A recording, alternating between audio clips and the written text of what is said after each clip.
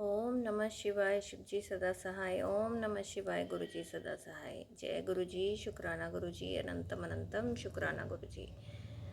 संगत जी, कल हमने अध्याय 6 की समाप्ति की थी। आज हम अगला अध्याय पढ़ने जा रहे हैं गुरु जी की आज्ञा से। जय गुरु जी। शुक्राना गुरु जी। हर हर महादेव। ओम नमः शिवाय। संध्या की आत्माहुति उसका अरुंधति के रूप में अवतीर्ण होकर मुनिवर वशिष्ठ के साथ विवाह करना, ब्रह्मा जी का रुद्र के विवाह के लिए प्रयत्न और चिंता तथा भगवान विष्णु का उन्हें शिवा की आराधना के लिए उपदेश देकर चिंता मुक्त करना। ओम नमः शिवाय। ब्रह्मा जी कहते हैं, नारद, जब वर देकर भगवान शंकर अंतर ध्यान हो गए तब अपने को संध्या भी उसी स्थान पर गई। अंतर ध्यान हो गए तब संध्या भी उसी स्थान पर गई जहाँ मुनि मेधातिथि यज्ञ कर रहे थे। भगवान शंकर की कृपा से उसे किसी ने वहां नहीं देखा। उसने उस तेजस्वी ब्रह्मचारी का स्मरण किया जिसने उसके लिए तपस्या की विधि का उपदेश दिया था। महामुने, पूर्व काल में महर्षि वशिष्ठ ने मुझे परमेष्ठी की आज्ञा से एक तेजस्वी ब्रह्मचारी का वेश धारण करके उसे तपस्या करने के लिए उपयोगी नियमों का उपदेश दिया था। संध्या अपने को तपस्या का उपदेश देने वाले उन्हीं ब्रह्मचारी ब्राह्मण वशिष्ठ को पति रूप से मन में रखकर उस महायज्ञ में प्रज्वलित अग्नि के समीप गई। उस समय भगवान शंकर की कृपा से मुनियों ने उसे नहीं देखा। ब्रह्मा जी की वह पुत्री बड़े हर्ष के साथ उस अग्नि में प्रविष्ट हो गई। उसका पुरोडाशमय शरीर तत्काल दग्ध हो गया। उस पुरोडाश की अलक्षित गंध सब और फैल गई। अग्नि ने भगवान शंकर की ओम नमः शिवाय हर हर महादेव आज्ञा से उसके स्वर्ण जैसे शरीर को जलाकर शुद्ध करके पुनः सूर्य मंडल में पहुंचा दिया। तब सूर्य ने पितरों और देवताओं की तृप्ति के लिए उसे 2 भागों में विभक्त करके अपने रथ में स्थापित कर दिया। ओम नमः शिवाय। मुनीश्वर, उसके शरीर का ऊपरी भाग प्रातः संध्या हुआ, जो दिन और रात के बीच में पड़ने वाली आदि संध्या है, तथा उसके शरीर का शेष भाग साय संध्या हुआ, जो दिन और रात के मध्य में होने वाली अंतिम संध्या है।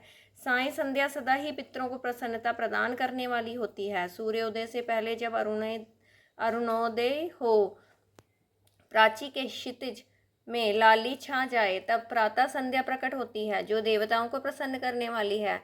जब लाल कमल के समान सूर्य अस्त हो जाते हैं, उसी समय सदा साय संध्या का उदय होता है, जो पितरों को आनंद प्रदान करने वाली है। परम दयालु भगवान शिव ने उसके मन सहित प्राणों को दिव्य शरीर से युक्त देहधारी बना दिया। जब मुनि के यज्ञ की समाप्ति का अवसर आया, तब वह अग्नि की ज्वाला में महर्षि मेधातिथि को तपाए हुए स्वर्ण की सी कांति वाली पुत्री के रूप में प्राप्त हुई।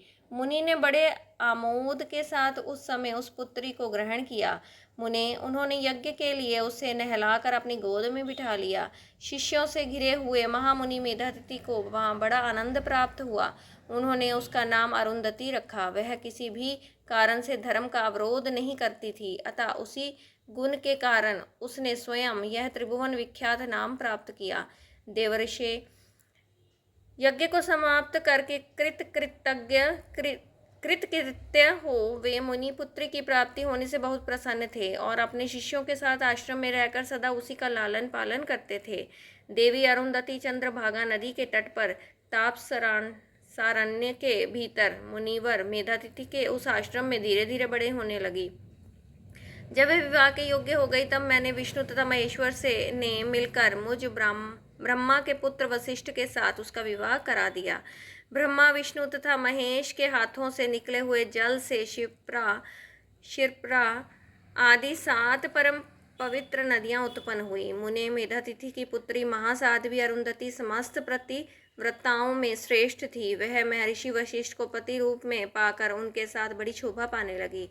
उससे शक्ति आदि शुभ एवं श्रेष्ठ पुत्र उत्पन्न हुए।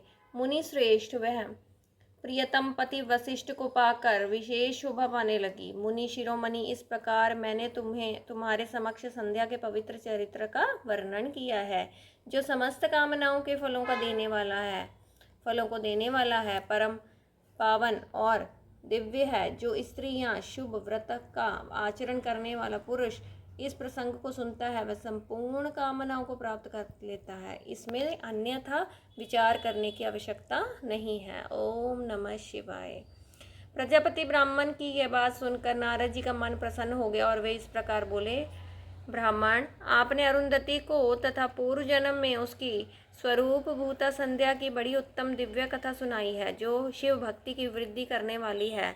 धर्मज्ञ, अब आप भगवान शिव के उस परम पवित्र चरित्र का वर्णन कीजिए, जो दूसरों के पापों का नाश करने वाला उत्तम एवं मंगलदायक है। जब कामदेव रति से विवाह करके हर्षपूर्वक चला गया, दक्ष आदि अन्य मुनि भी जब अपने अपने स्थानों को पधारे और जब संध्या तपस्या करने के लिए चली गई, उसके बाद वहाँ क्या हुआ? ब्रह्मा जी ने कहा, विप्रव नारद, तुम धन्य हो, भगवान शिव के सेवक हो, अतः शिव की लीला से युक्त हो। उनका शुभ चरित्र है, उसे भक्ति पूर्वक सुनो। तात, पूर्व काल में एक बार जब मोह में पड़ गया और भगवान शंकर ने मेरा उपहास किया, तब मुझे बड़ा क्षोभ हुआ था। वस्तुतः शिव की माया ने मुझे मोह लिया था, इसलिए मैं भगवान शिव के प्रति ईर्ष्या करने लगा। किस प्रकार सो बताता हूँ, सुनो। मैं उस स्थान पर गया जहाँ दक्षराज मुनि उपस्थित थे, वहीं रति के साथ कामदेव भी था। नारद, उस समय मैंने बड़ी प्रसन्नता के साथ दक्ष तथा दूसरे पुत्रों को संबोधित करके वार्तालाप आरंभ किया। उस वार्तालाप के समय मैं शिव की माया से पूर्णतया मोहित था, अतः मैंने कहा, पुत्रों, तुम्हें ऐसा प्रयत्न करना चाहिए जिससे महादेव जी किसी कमनीय कांति वाली स्त्री का पानी ग्रहण करें। इसके बाद मैंने भगवान शिव को मोहित करने का भार रति सहित कामदेव को सौंपा। कामदेव ने मेरी आज्ञा मानकर कहा, प्रभु, सुंदरी स्त्री ही मेरा अस्त्र है, अतः शिव जी को मोहित करने के लिए किसी नारी की सृष्टि कीजिए। यह सुनकर मैं चिंता में पड़ गया और लंबी सांस खींचने लगा। मेरे उस निश्वास से राशि राशि पुष्पों से विभूषित वसंत का प्रादुर्भाव हुआ। वसंत और मलयानिल ये दोनों मदन के सहायक हुए। इनके साथ जाकर कामदेव ने वामदेव को मोहने की बारंबार चेष्टा की, परंतु उसे सफलता ना मिली। जब वह निराश होकर लौट आया, तब उसकी बात सुनकर मुझे बड़ा दुख हुआ। उस समय मेरे मुख से जो निश्वास वायु चली, उससे मार्गनों की उत्पत्ति हुई। उन्हें मदन की सहायता के लिए आदेश देकर मैंने पुनः उन सबको शिव जी के पास भेजा, परंतु महान प्रयत्न करने पर भी वे भगवान शिव को मोह में ना डाल सके। काम स्वपरिवार ओम नमः शिवाय लौट आया और मुझे प्रणाम करके अपने स्थान को चला गया। उसके चले जाने पर मैं मन ही मन सोचने लगा कि निर्विकार तथा मन को वश में रखने वाले योगपरायण भगवान शंकर किसी स्त्री को अपनी सहधर्मी बनाना कैसे स्वीकार करेंगे। यही सोचते सोचते मैंने भक्ति भाव से उन भगवान श्री हरि का स्मरण किया, जो साक्षात शिव स्वरूप तथा मेरे शरीर के जन्मदाता है। मैंने दीन वचनों से युक्त शुभ स्तोत्रों द्वारा उनकी स्तुति की। उस स्तुति को सुनकर भगवान शीघ्र ही मेरे सामने प्रकट हो गए।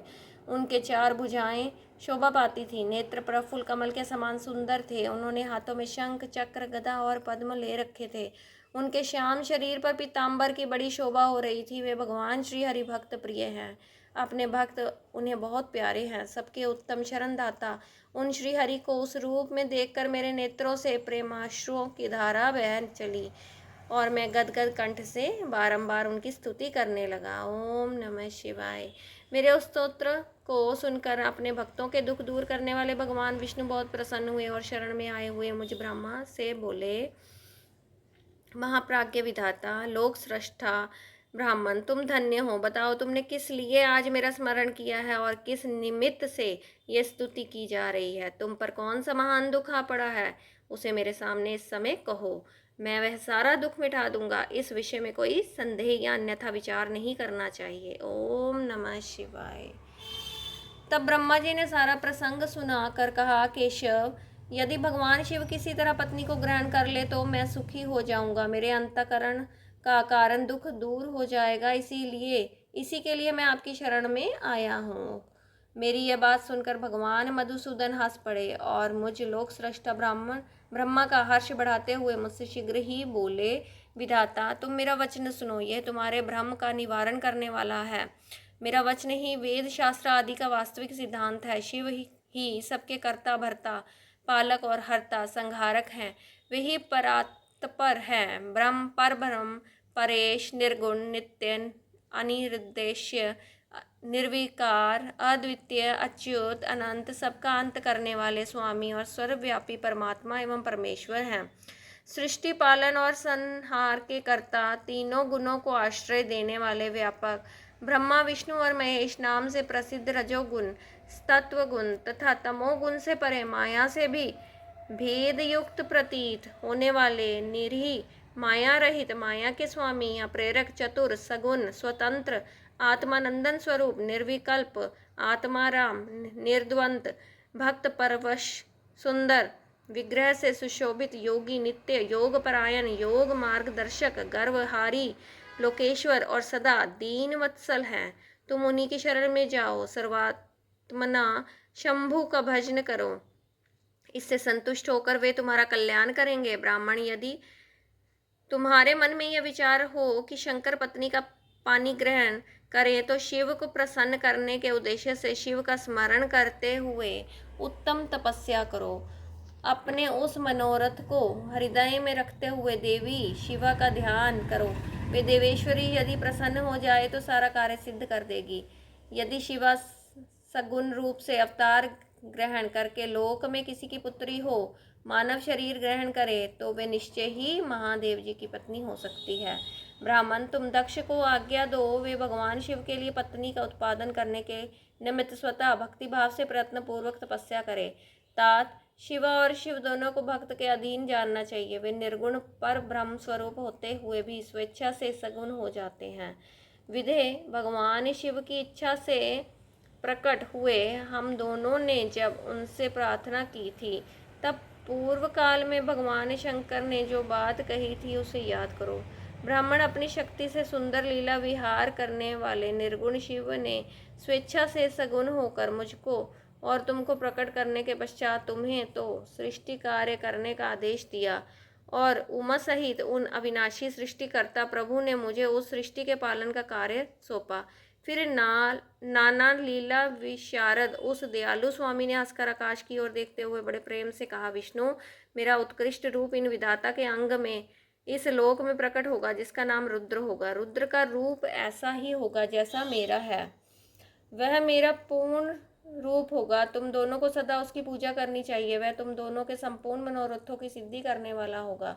वही जगत का प्रलय करने वाला होगा। वह समस्त गुणों को का दृष्टा, निर्विशेष एवं उत्तम योग का पालक होगा। यद्यपि तीनों देवता मेरे ही रूप हैं, तथापि विशेषता रुद्र मेरा पूर्ण रूप होगा। पुत्रों, देवी उमा के भी 3 रूप होंगे। एक रूप का नाम लक्ष्मी होगा, जो इन श्री हरि की पत्नी होगी। दूसरा रूप परम ब्रह्म पत्नी सरस्वती है। तीसरा रूप सती के नाम से प्रसिद्ध होगा। सती उमा का पूर्ण रूप होगी, वे ही भावी रुद्र की पत्नी होगी। ऐसा कहकर भगवान महेश्वर हम पर कृपा करने के पश्चात वहां से अंतर्ध्यान हो गए और हम दोनों सुखपूर्वक अपने अपने कार्य में लग गए। ब्राह्मण, समय पाकर मैं और तुम दोनों सपत्नीक हो गए और साक्षात भगवान शंकर रुद्र नाम से अवतीर्ण हुए। वे इस समय कैलाश पर्वत पर निवास करते हैं। प्रजेश्वर, अब शिवा भी सती नाम से अवतीर्ण होने वाली है, अतः तुम्हें उनके उत्पादन के लिए ही यत्न करना चाहिए।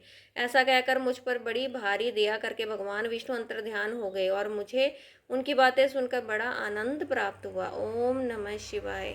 संगत जी, यहाँ से अध्याय 7 से 10 की समाप्ति हो गई।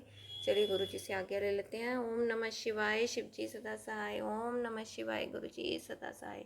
जय गुरु जी। शुक्राना गुरु जी। तन तन गुरु जी। बेअंत शुक्राना। बोलने में कोई गलती हो गई हो तो गुरु जी से क्षमा चाहूँगी। संगत जी, आप भी मुझे क्षमा कीजिएगा। अनंतम अनंतम शुक्राना। गुरु जी की कृपा सब सारी संगत पर बनी रहे, ऐसी प्रार्थना करती हूँ। सर्वत्र भला, सर्वत्र भला। जय गुरु जी। शुक्राना गुरु जी। ओम नमः शिवाय। शिव जी सदा सहाय। ओम नमः शिवाय। गुरु जी सदा सहाय। गुरु जी के चरणों में कोटि कोटि प्रणाम। जय गुरु जी। संगत जी।